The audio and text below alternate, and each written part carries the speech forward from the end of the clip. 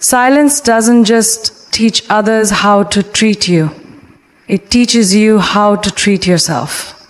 It teaches you the value of standing firm, of not letting yourself be used or manipulated into constantly giving away your energy. It teaches you that you don't need to fight for someone's affection or approval.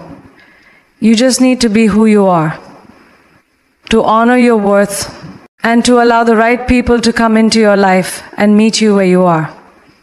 Silence is your chance to reconnect with yourself, to rediscover your own value, and to remember that you don't have to chase anything.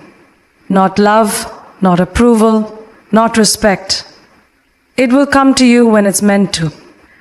When you make silence a tool in your life, you also make space for new opportunities, for new people who will appreciate you. You stop tolerating the behaviors that once kept you stuck, and you start attracting those who recognize what you bring to the table. The ones who will show up for you, who will communicate with you, who will treat you with the respect you deserve, because they know that if they don't, they risk losing you. So next time someone takes you for granted, next time you feel your energy being drained, don't hesitate to use your silence. It's not about ignoring them. It's about respecting yourself enough to step back. It's about teaching them that your time is precious, that you're not a convenience to be called upon when it's easy. You are a treasure that deserves attention, effort, and care. And if they can't give that to you, then it's time for them to experience the power of your silence. You've probably heard the phrase, where attention goes, energy flows. It's simple but powerful. It means that whatever you focus on, whatever you give your time and energy to grow, whether it's a passion, a hobby, a relationship, or even a problem, the more energy you pour into something, the bigger and stronger it becomes. But here's the catch. Not everything deserves your attention. Not everything in your life needs to have your energy, especially when it's not being reciprocated. Think about it for a second. If you keep pouring your energy into someone who isn't giving you the same back, someone who isn't respecting your time, your effort, or your presence, all you're doing is draining yourself. You're feeding into something that isn't sustainable. You're fueling a situation that isn't growing you, but instead slowly depleting you. That's why it's so crucial to recognize when it's time to pull your energy back, to stop pouring into something that doesn't serve you anymore. Because energy flows where attention goes. And if you've been focusing on someone or something that isn't treating you right, then you've been feeding a fire that isn't worth it. It's easy to get caught up in trying to fix things, to make them better, to keep giving when you're not getting back.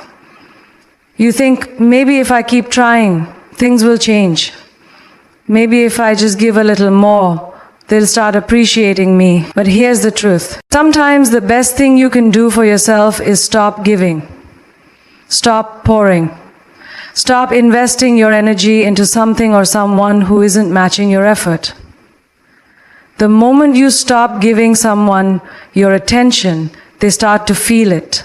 They start to notice that you're no longer as available, no longer as responsive, and no longer as easily accessible. And that's when things start to shift.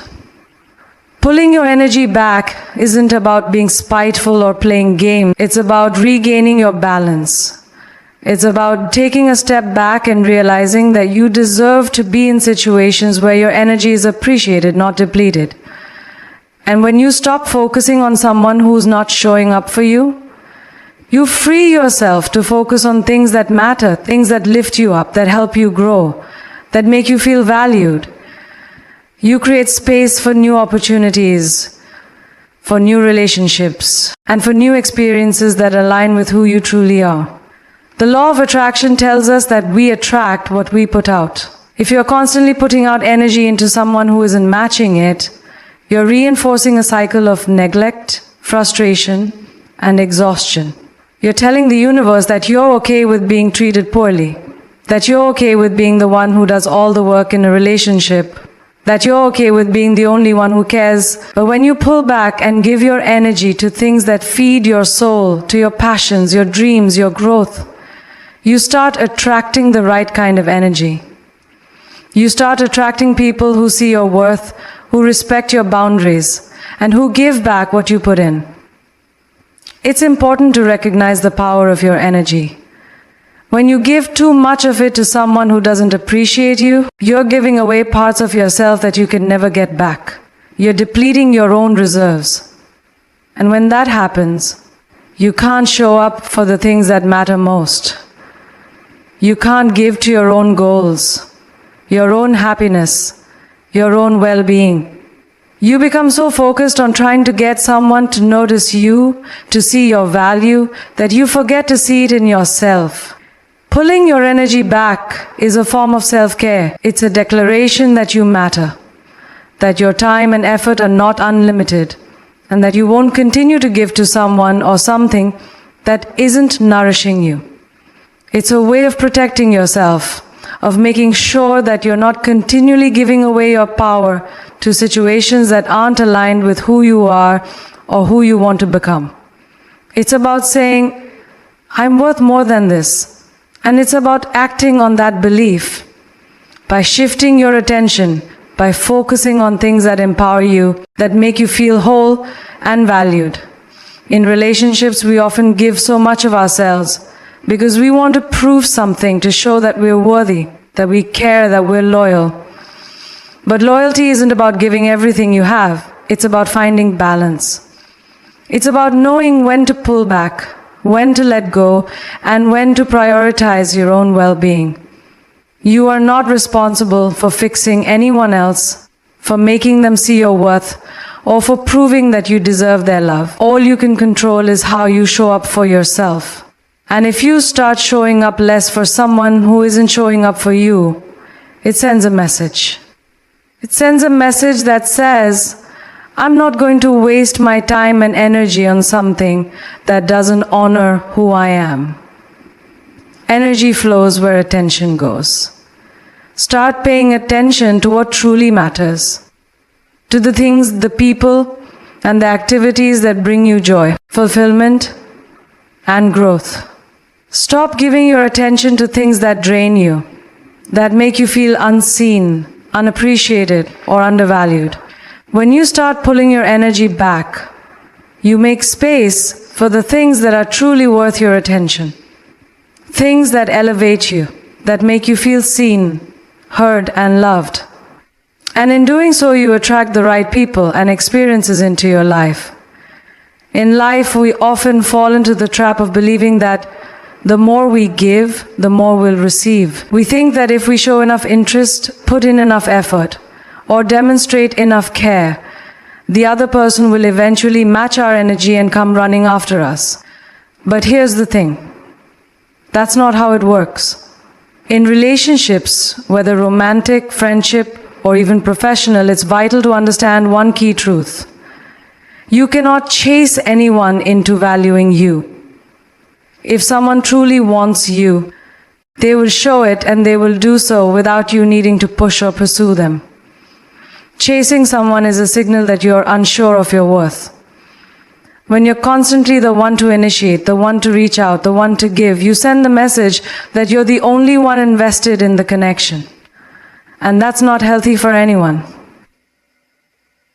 People should want to be with you not because you've begged or cajoled them into it, but because they see the value in what you bring to the table. Your time, your energy, and your love are all precious. And if someone doesn't recognize that and pursue you in return, it's time to step back and let them figure it out for themselves. When you stop chasing someone, you create space for them to chase you. And by chasing, I don't mean in a desperate, clingy way. I mean, let them show their interest through actions. Let them work to maintain your attention. And this shift is powerful, not just because it establishes respect in the dynamic, but also because it reinforces a sense of self-worth within you. The act of not chasing is a sign that you believe in your value, that you won't settle for someone who doesn't equally invest in the relationship. It's easy to slip into the mindset that you need to be the one to make things happen. We've all been there, putting in all the effort, planning dates, sending texts, checking in constantly and wondering why the other person isn't doing the same. But here's the harsh truth. If you're always the one putting in all the energy, you're teaching that person to expect that from you without ever having to lift a finger. You become the source of all the emotional labor, and eventually that dynamic wears you down. It's exhausting, draining, and ultimately unfulfilling. When you stop chasing, you send a message that says, I'm not here to beg for your attention. I am worthy of being pursued. I am worthy of being loved without having to prove anything. The power in this shift is not in being silent or aloof, but in valuing your own time and energy enough to require that it be reciprocated. It's about saying, I'm here when you're ready to meet me halfway, but I'm not going to exhaust myself trying to make this work if it's not mutual. This doesn't mean playing hard to get either. It means setting healthy boundaries and allowing things to unfold naturally. A man who is truly interested in you will want to pursue you not because he feels obligated, but because he recognizes your worth and wants to be a part of your life. And when you give him the space to do that, it can only strengthen the connection. The chase, in its most natural form, allows both parties to invest in each other at the same level. It lets him prove that he is willing to work for your time and affection just as you're willing to give it. It's a dance. You give a little, he gives a little. But if you're the only one dancing, you're going to tire yourself out. Think about it like this. If you're constantly chasing after someone, what are you teaching them? You're teaching them that you don't have other options. You're teaching them that you're willing to give them all of you, regardless of whether they're willing to meet you in the same place. You're teaching them that your time is endless and your heart is up for grabs. But by letting go and letting him chase you, you show that you have your own life, your own passions, and that you're not waiting around for anyone to give you validation. The truth is, if a person truly cares about you, they won't leave you wondering where you stand. They'll make the effort to show you, to communicate, to invest in you. They'll take the time to understand you, and they'll find ways to make you feel seen and appreciated. And if they don't, well, that's the red flag you need to pay attention to. A man who doesn't chase you when you're clearly interested in him is not the man who's worth your